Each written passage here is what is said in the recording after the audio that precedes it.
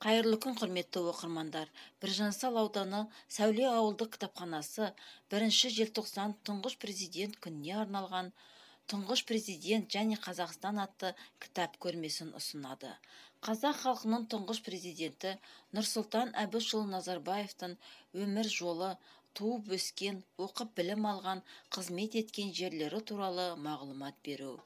Елбасының өмір жолынан үлгі ала отырып, отанын, халқын сүюге, ержүректілікке, азаматтық патриоттық сезімге тәрбиелеу.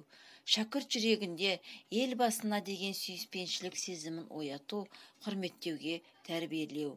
Әрине, Қазақстанның атын сонау шет мемлекеттер танып, астанамыз көркейіп жатқаны елбасымыз Нұрсұлтан Әбішұлы Назарбаевтың арқасы. Алаулаған алыбынан нұр тамып, қазақ елін бүкіл дүние жыр танып, көк байрағын желбірейді төрінде, гимнің тұр көгінде шырқалып.